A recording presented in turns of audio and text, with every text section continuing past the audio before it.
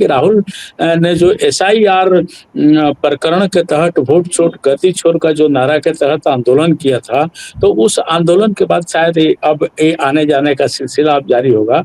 29 आने का मकसद उनका ये हो सकता है कि यहाँ बिहार में पर्व बहुत बड़े धूमधाम से मनाया जाता है अजय जी।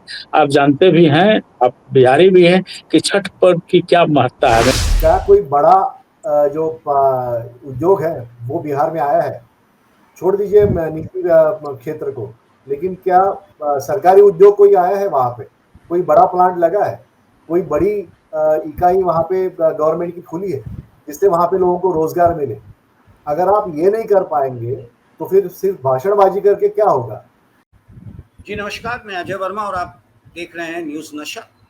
हम आपको फिर बिहार लिए चलते हैं, क्योंकि वहाँ हमारे साथ जुड़े हैं संजय समर जी, जो बिहार की ताज़ा स्थिति से हमें वाकिफ़ कराएंगे, वहाँ की ग्राउंड रिपोर्ट से वाकिफ़ कराएंगे। ये बताएंगे कि वाकई में क्या हो रहा है उस प्रदेश में, जहाँ की राहुल जी सितंबर के बाद पता नहीं आए नहीं। ऐसे भी कहा जाता है कि वो जब चुनाव के दौरान, उन्हीं के पार्टी के लोग कहते हैं, विद डिस्क्लेमर मैं नहीं कह रहा, उन्हीं के पार्टी के लोग कहते हैं कि वो विदेश चले जाते हैं चुनाव के पहले। शायद जैसे कुछ लोग मंदिर जाते हैं, कुछ लोग मस्जिद जाते हैं, कुछ लोग चर्च जाते हैं, तो वो विदेश चले जाते हैं हर चुनाव के पहले।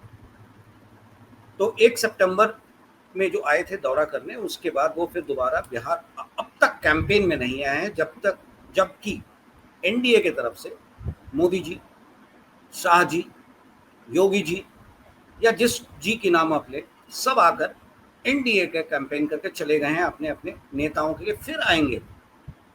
अभी सुनने में आया है कि शायद राहुल जी 29 को बिहार आ रहे हैं कैंपेनिंग कर रहे हैं, जबकि कांग्रेस के स्टार कैंपेनर राहुल को होना चाहिए था।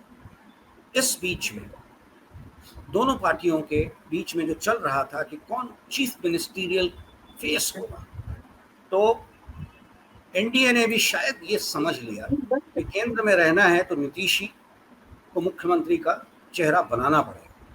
उन्होंने अनाउंस कर दिया। दूसरी तरफ सुनने में आया है कि लालू जी ने सोनिया जी को फ़ोन किया 2 दिन पहले 3 दिन पहले कि अगर तेजस्वी नहीं है तो फिर मामला ख़त्म। सोनिया जी भी अंडर प्रेशर आ गई हैं। उन्होंने अशोक गहलोत जी को भेज दिया। अशोक गहलोत जी आए बिहार। उन्होंने आने के बाद पूरा खंगाला, सबसे मिले। उसके बाद उन्होंने अनाउंस कर दिया कि तेजस्वी होंगे मुख्यमंत्री। राहुल शायद नाराज हो गए इस बात पे, क्योंकि वो नहीं चाहते थे कि राहुल तेजस्वी मुख्यमंत्री बने, जैसा लोगों ने कहा, क्वेश्चन मार्क के साथ।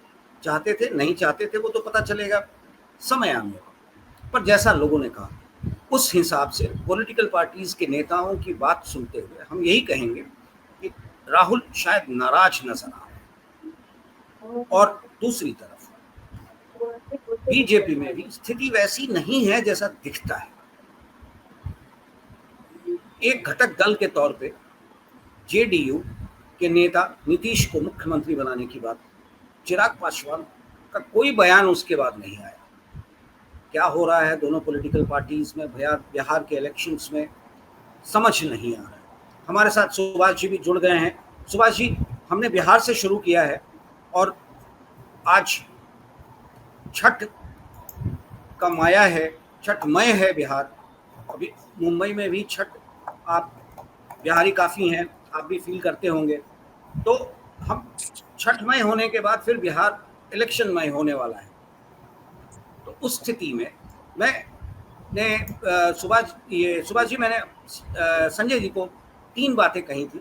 राहुल का बिहार में न आना, सडनली 29 को आना, तेजस्वी का लास्ट मोमेंट पे मुख्यमंत्री चेहरा बनाना, नीतीश एनडीए की मजबूरी होना। ये बिहार के चुनाव में मुद्दों की बात करें तो एनडीए जंगल राज और करप्शन की बात कर रहा है। दूसरी तरफ आरजेडी यानी कि इंडिया अलायंस मुस्लिम्स को अपील करने के लिए वक्फ बोर्ड की बात कर रहा है।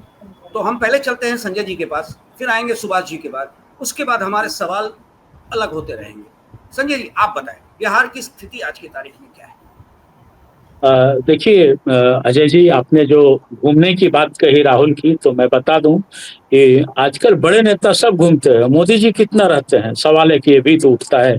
वो कितने रहते हैं और जितना विदेश दौरा करते हैं उसका रिटर्न क्या होता है, यह एक अहम सवाल उठता है। और उस सवाल की उस सवाल का जवाब जनता जनता भी नहीं दे पा रही, नहीं ढूंढ पा रही है।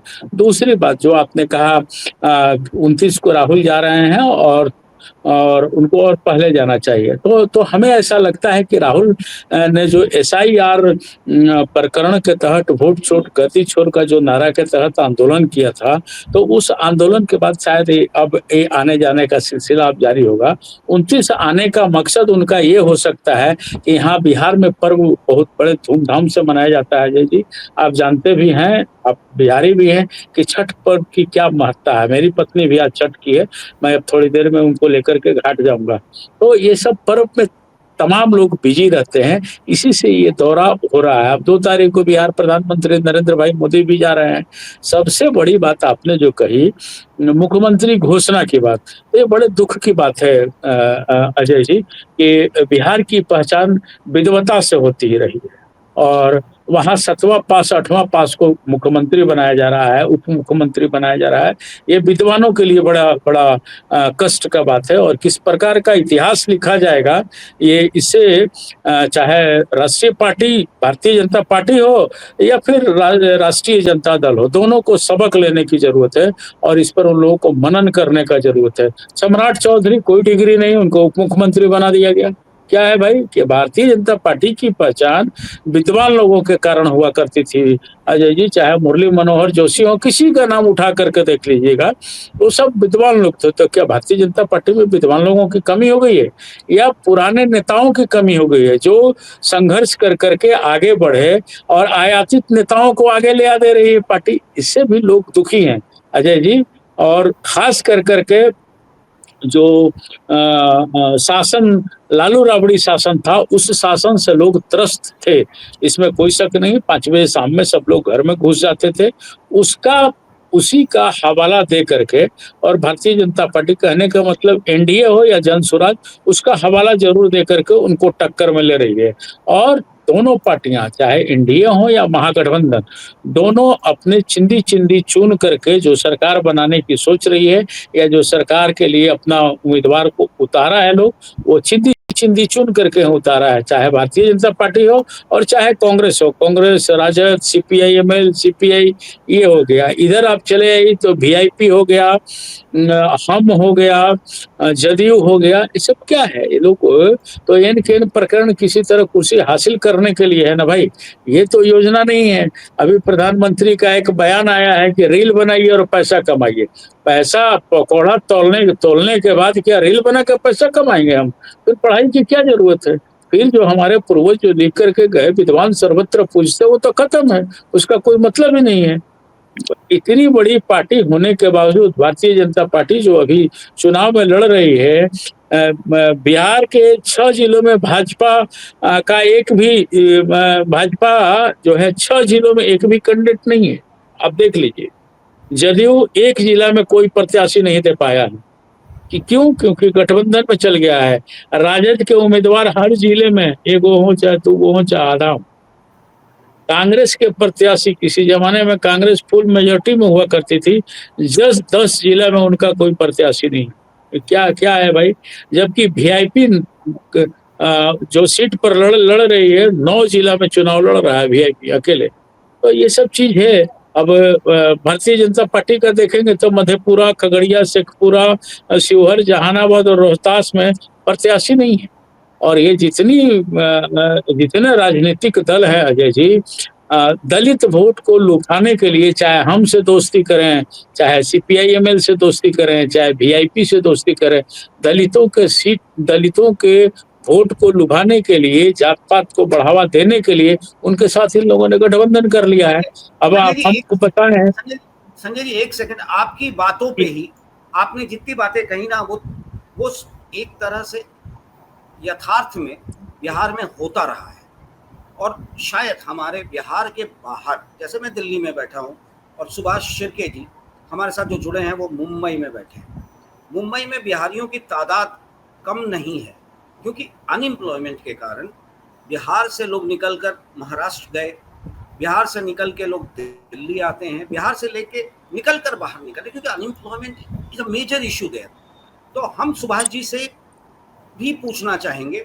अजय जी, मेरी बात पूरा हो जाने देते, फिर अजय जी को ले लेते। आपकी बात के बाद मेरी बात पूरी हो लेने दीजिए। अब मेरी बात पूरी हो लेने दीजिए। आपकी बात के बाद हम सुभाष जी क्या है कि इस बार जदयू दलित के 15 लोगों को वोट पे उतारा है, 15 लोगों को टिकट दिया है।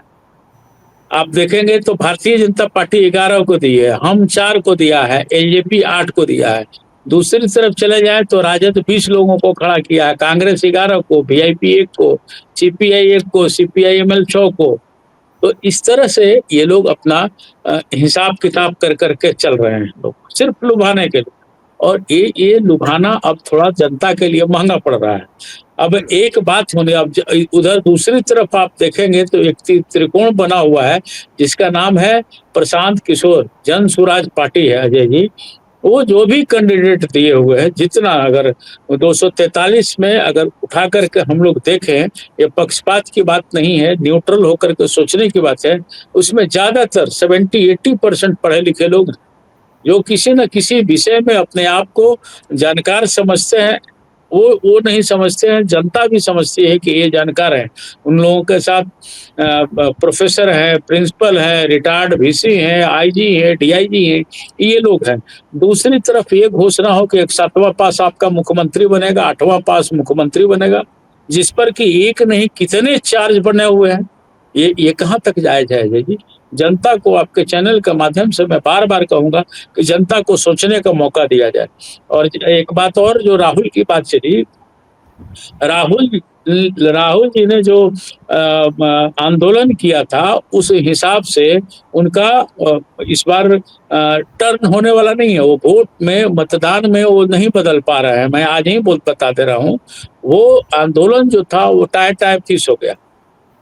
इसलिए फीस हो गया कि वो अकेले लड़ते तो उनको मुनाफा होता है जी, इसमें कोई शक बात नहीं। ये राष्ट्रीय जनता दल के साथ जो चले गए हैं, जिसके चलते उनको भारी नुकसान उठाना पड़ेगा। ये बात मैं ही नहीं कह रहा, प्रशांत किशोर भी इस बात को कई जगह बोले हैं कि कांग्रेस को अपना वजूद बचाने के लिए उन लोगों को अकेले आने का जरूरत था। तो ये स्थितियां है अजय जी। और हिसाब भी अगर आप देखेंगे तो आज भी सबसे ज्यादा आईएएस आईपीएस बिहार से निकलता है। मैं नहीं, डेटा बोल रहा है। और जो बात आपने कही महाराष्ट्र की बात, भाई सुभाष जी वहां बैठे हुए हैं, तो क्या बिहारी इसी के लिए जन्म लिए हैं कि महाराष्ट्र में जाकर मजदूरी करें, गुजरात में जाकर के मजदूरी करें, हरियाणा में जाकर मजदूरी करें और फैक्ट्रियां लगे गुजरात में? इसी के लिए क्या बिहारी जन्म लिए हैं? 20 साल से डबल इंजन की सरकार थी, प्रशांत किशोर का है या जो लोग भी उठा रहा है, क्या 5 कंपनी वहां लगाने के लिए नहीं है? मोदी जी जाते हैं बिहार तो कहते हैं कि ट्रेन खुल गई है, अब आने जाने का साधन होगा, है 5 किलो और 20 किलो राशन मुफ्त मिलेगा। और गुजरात जाते हैं तो कहते हैं कि स्वास्थ्य के क्षेत्र में अव्वल होगा, 75 साल का हो जाने के बाद बिहार, सड़क के क्षेत्र में अव्वल होगा गुजरात, कंपनी के क्षेत्र में अव्वल होगा गुजरात। तो क्या है, गुजरात के प्रधानमंत्री हैं, बिहार के प्रधानमंत्री नहीं है? ये सब चीजों पर बिहार की जनता को सोचना होगा। 20 साल की डबल इंजन की सरकार को काम गिनवाना होगा। नो डाउट नीतीश जी ने बहुत बढ़िया काम किया है, मैं समर्थन करता हूं, उनको साधुवाद देता हूं कि उन्होंने जो जिम्मेवारी मिली उसका पूरी तरह निर्वहन किया। 5 बजे शाम में जो लोग घुस जाते थे घर में, आज के डेट में 2 बजे रात, 1 बजे रात लड़कियां फ्री होकर के घूमती हैं। हाल के दिनों का बात छोड़ दें तो अभी अपराध का ग्राफ बहुत बढ़ा हुआ है, इसमें कोई शक नहीं। लेकिन उन्होंने काम भी किया है, सड़कें भी ठीक ठाक से बनवाई हैं, और जो भी है बेपटरी बिहार को पटरी पर उन्होंने ले आया है, इसके लिए उनको साधुवाद। लेकिन क्या इतना काफी है?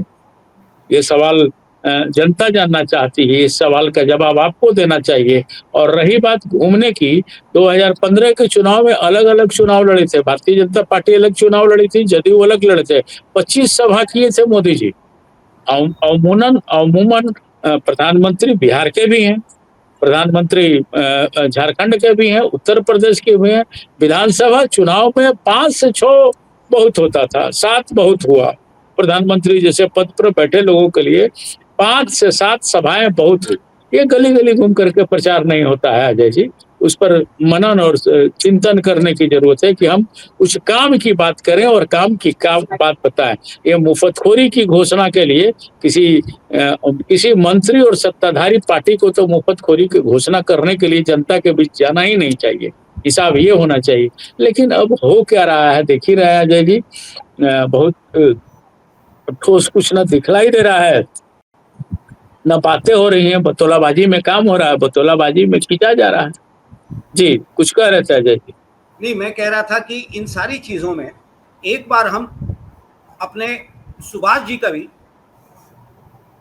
क्योंकि आपने जो कहा मुझे नहीं लगता है कि उससे सुभाष जी डिफर करेंगे, क्योंकि मोदी जी की स्थिति, बिहारियों की स्थिति, अनएम्प्लॉयमेंट की स्थिति, इन सारी चीज़ों को देखते हुए हम दिल्ली में बैठकर, हम भले बिहार के हैं पर दिल्ली में इतने सालों से हम देखते हैं ना, घर बनाने की जरूरत पड़ी तो यूपी बिहार से लोग को लेकर आओ, कुछ जरूरत पड़े क्योंकि एम्प्लॉयमेंट नहीं है। सुभाष जी। देखिए अजय जी 20 साल में वहां पे डबल इंजन की सरकार, जैसे संजय जी बता रहे थे, क्या कोई बड़ा जो उद्योग है वो बिहार में आया है? छोड़ दीजिए निजी क्षेत्र को, लेकिन क्या सरकारी उद्योग कोई आया है वहां पे? कोई बड़ा प्लांट लगा है? कोई बड़ी इकाई वहां पे गवर्नमेंट की खुली है जिससे वहां पे लोगों को रोजगार मिले? अगर आप ये नहीं कर पाएंगे तो फिर सिर्फ भाषणबाजी करके क्या होगा? मिथिलांचल जाके मोदी साहब ने वहां पे उसके पिछले गौरव के बारे में बात की, लेकिन उससे लोगों का पेट नहीं भरता। लोगों का पेट तभी भरेगा, और बिहार से जो पूरा लोग बाहर मजदूरी करने के लिए जाते हैं, ये बंद हो जाना चाहिए था 20 साल, कम से कम 50% कम हो जाना चाहिए था। आज भी बिहार के लोगों को बाहर जाके मजदूरी क्यों करना पड़ रहा है?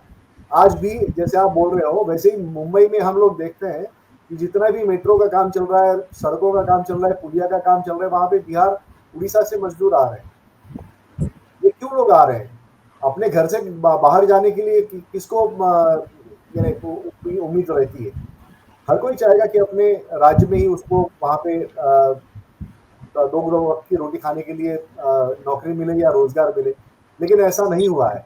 तो इसमें मुझे लगता है कि दोनों सत्ताधारी जो पार्टियां हैं, जिसमें जेडीयू और बीजेपी दोनों फेल हो गई है। अब सवाल ये है कि क्या विपक्ष के पास इसे देने के लिए कुछ है? तो उन्होंने ये कहा है कि वक्त जो है, जो अमेंडमेंट बिल है वो फेंक देंगे। इससे कोई पेट भरने वाला नहीं है। तो सिर्फ आप एक भावनिक मुद्दों को आप हवा दे रहे हो, जिसके चलते शायद आपको मुसलमानों के कुछ वोट तो जरूर मिलेंगे, लेकिन वही बंटवारा जो है हिंदू मुस्लिम में बीजेपी आगे जाके करेगी, जो हमेशा वो करती आई है। मुद्दों की बात बाद में चलती है, जब चुनाव नजदीक आता है, वोटिंग का दिन नजदीक आता है, तब हिंदू मुस्लिम का कार्ड खेला जाता है। वही चीज होगी जो तेजस्वी अभी कर रहे हैं। तो इससे बिहार को फायदा होने वाला नहीं है। हम देखते हैं कि यहाँ पे बिहार के लोग झुग्गियों में जो ज्यादा रहते हैं, किस तरह से रहते हैं। बहुत ही उनकी जो स्थिति है, बहुत ही, जिसको हम कहें कि गरीबी रेखा से भी नीचे वाला सिचुएशन यहाँ पे होता है। उनको 5 किलो गेहूं और राशन पर देने से उनकी समस्या सुलझाई नहीं जा सकती। तो इसलिए बुनियादी मुद्दों पर ही चर्चा होनी चाहिए, और मुझे लगता है कि मीडिया भी बुनियादी मुद्दों पर ही चर्चा करनी चाहिए मीडिया को, कि नीतीश कुमार इनके कार्यकाल में कितने रोजगार बने, नीतीश कुमार इनके कार्यकाल में केंद्र सरकार ने कितने रोजगार वहां पे मुहैया कराए। इस पे बात होनी चाहिए, ना कि बाकी चीजों पे कि जातीय गणित क्या है और बाकी गणित क्या है। वो तो देने के लिए, जैसे संजय जी ने बताया, वो तो मुफ्तखोरी करने के लिए दोनों तरफ से घोषणाएं हो गई है।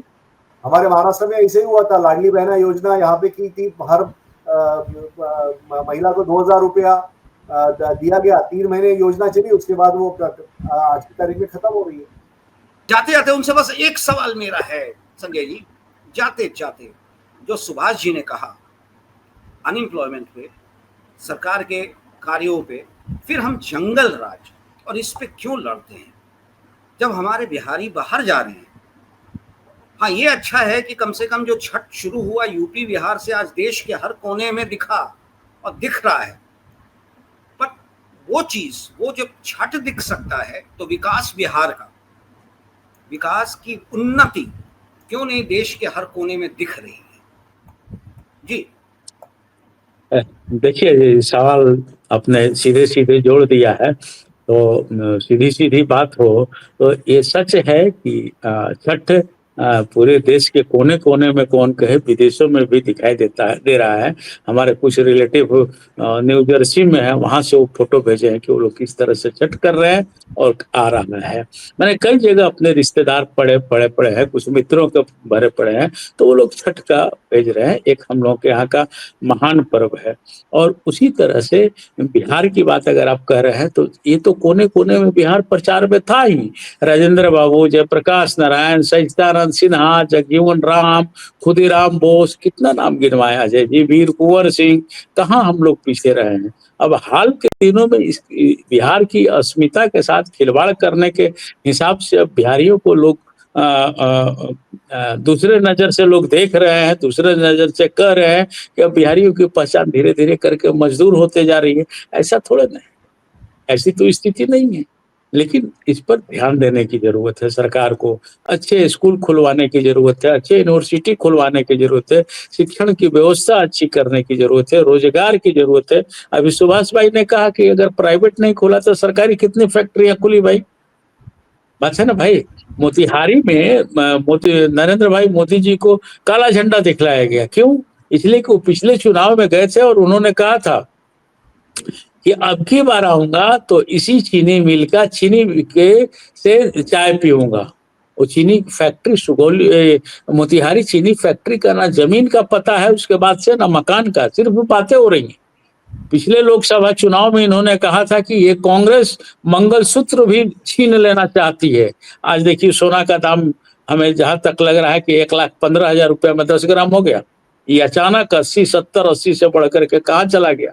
तो जो बोलिए वो कीजिए, ये लोग बोलता कुछ है करता कुछ है, समझ नहीं आता है। और इससे अलग नहीं है, महागठबंधन भी उसी राह पर चल रहा है। आप खुद बताइए क्या समझ पाएगा लोग। मान लीजिए कि 61वां पास को आप मुख्यमंत्री की घोषणा कर दिए, वो क्या समझ पाएंगे? क्या वित्तीय बजट समझ पाएंगे? वित्त क्या होता है क्या समझ पाएंगे? चीज को बस खाली बता देने से नहीं होता है। किस मद में कितने कितने रुपए कैसे कैसे खर्च होंगे, हमारा डेवलपमेंट का खाका मेरे पास क्या होगा, सब कोई न्यूटन थोड़े ना बन सकता है। फिर वही राबड़ी सरकार आएगी, राबड़ी जी की तरह टिप्पा लगाइए, काम कराइए। तो इसलिए जनता को सोचने का जरूरत है। लेकिन दूसरी तरफ एनडीए को भी सोचने का जरूरत है कि 20 वर्षों में आपने क्या किया। अब आपने रोजगार की बात की तो सुभाष जी मैं बता दूं कि बिहार रेजिमेंट है और बिहारी लोग सबसे ज्यादा सेना में जाते हैं। और हमारे यहाँ ये कहा जाता है, हम लोग जहाँ के हैं कि आरा जिला घर बा कौन बात के डर बा। उसके पीछे ये है कि सबसे ज्यादा भोजपुर भाषा भाषी लोग फौज में भी है, ठीक है। और उसको ये लोग अग्निवीर के 4 साल का नौकरी देकर के उसको भी चौपट कर दिया है। ये मामला भी वहां काफी सुलग रहा है कि 4 साल मैंने 18 साल से 4 साल 22 साल, 24 साल ना 25 साल का बच्चा बेरोजगार हो जाएगा और 76 साल और 75 साल के लोग सत्ता शासन में रहेंगे। वहां मूल भीतर की बात मैं बता रहा हूँ, ये स्थितियां पैदा हो रही। तो इन सब चीजों को नकेल देने की जरूरत है। इन सब चीजों पर विराम देने के लिए जनता के हाथ में ये फैसला है। अगर जनता बढ़िया सा फैसला ले लिया तो 5 साल नो डाउट बहुत सुकून में रहेगी। 15 साल लालू राबड़ी के सरकार से त्रस्त होकर के इन लोगों ने डबल इंजन की सरकार बनाई। नो डाउट इन लोगों ने काम किया, पुल पुलिया जो भी बनाया, उठा फंसा वो अलग बात है, लेकिन वो उन लोगों ने काम किया। लेकिन रोजगार पर इन लोगों ने कोई काम नहीं किया, बेरोजगारी पर कोई काम नहीं किया, रोटी के लिए कोई काम नहीं किया, लोगों का पलायन रोकने के लिए कोई काम नहीं किया। जो अहम मुद्दा रखता है, जो माने रखता है, आज 12,000 गाड़ी चलाने के लिए केंद्र सरकार बात है बिहार में इतने लोग बाहर हैं, इसका मन नहीं करता बाल बच्चा पत्नी और गांव में रहने के लिए थोड़ा बता दे वे लोग। तो इसलिए केंद्र सरकार और राज्य सरकार दोनों को मिल करके चाहिए कि अब बिहार को भी थोड़ा स्थापित किया जाए और यहाँ के लोगों को यहाँ के लिए रोजगार दिया जाए। बात कम काम ज्यादा। बस आज इतना ही छोड़िए। सुभाष भाई नमस्ते आपको भी, फिर मिलेंगे। और ये अजय भाई फिर मिलेंगे। और आप हमसे जुड़े रहने के लिए सब्सक्राइब करें YouTube पर, फॉलो करें Twitter पर और लाइक करें Facebook पर। और ज्यादा जानकारी के लिए आपको टाइप करना होगा सिर्फ न्यूज नशा।